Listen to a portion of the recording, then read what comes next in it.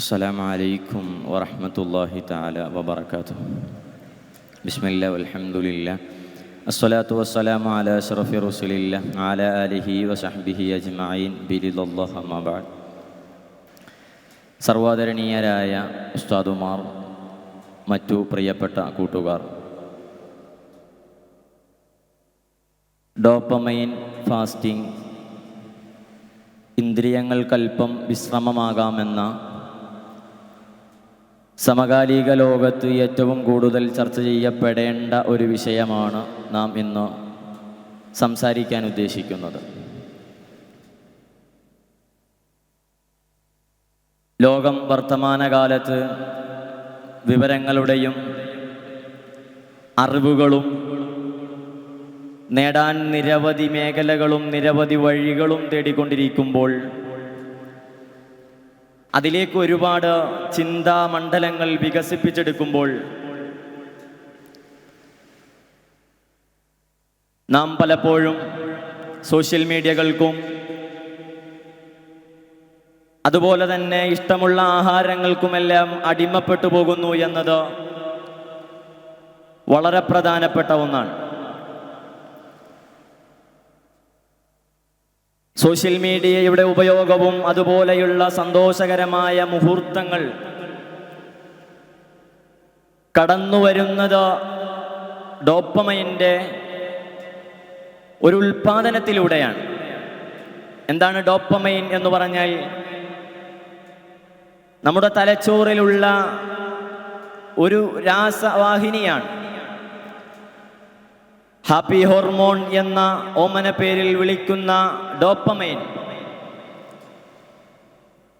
പലപ്പോഴും നാം അറിയാതെ പലതിനെയും അടിമപ്പെടുത്തുന്ന ഒന്നായി ഡോപ്പമൈൻ്റെ ഉപയോഗം, ഡോപ്പമൈൻ്റെ ഉൽപാദനം മാറുന്നു എന്നത് ഒരു വസ്തുതയാണ്.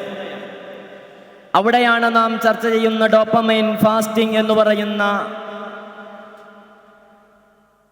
പ്രക്രിയ നിലവിൽ വരുന്നത്. എന്താണ് ഡോപ്പമൈൻ ഫാസ്റ്റിംഗ് എന്ന് ലളിതമായി നമുക്കൊന്ന് നോക്കിയാൽ,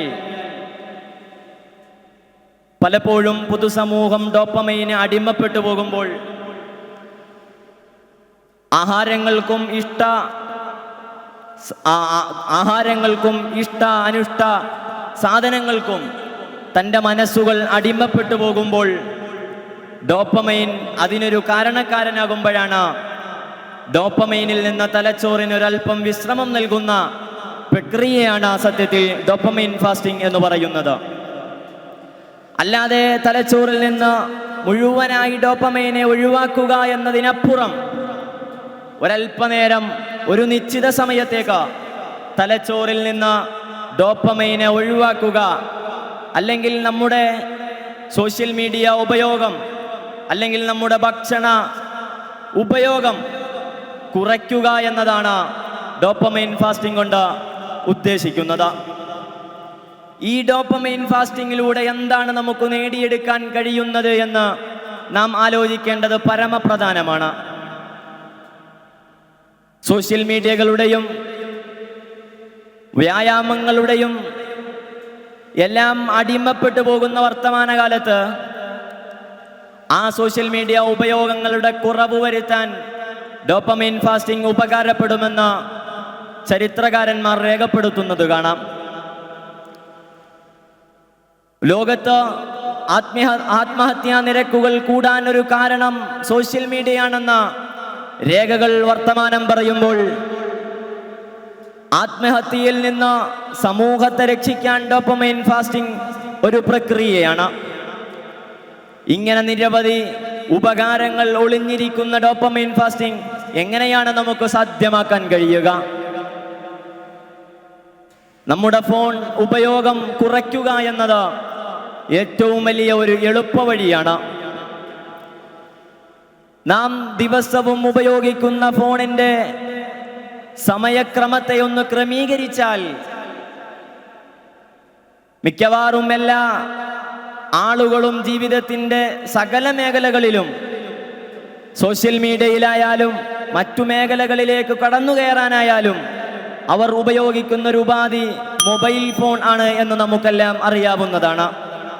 ആ മൊബൈൽ ഫോണിൻ്റെ ഉപയോഗം കുറയ്ക്കാൻ ഡോപ്പമൈൻ ഫാസ്റ്റിംഗ് സഹായിക്കുമെന്നത് ഒരു വസ്തുതയാണ്. മറ്റൊന്ന് നമ്മുടെ വ്യായാമങ്ങൾ അധികരിപ്പിക്കുക എന്നതാണ്. നാം ജീവിതത്തിൽ ഒരുപാട് പ്രവർത്തനങ്ങളും പ്രവർത്തന മണ്ഡലങ്ങളിലേക്കും കടന്നു ചെല്ലുന്നവരാണ്.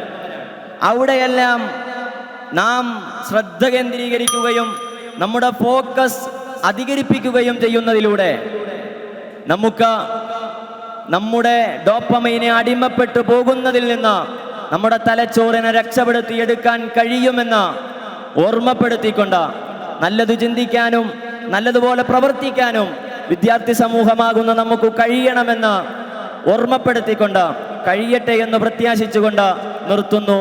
അസ്സലാമു അലൈക്കും വറഹ്മത്തുള്ളാഹി തആല വബറകാതുഹു.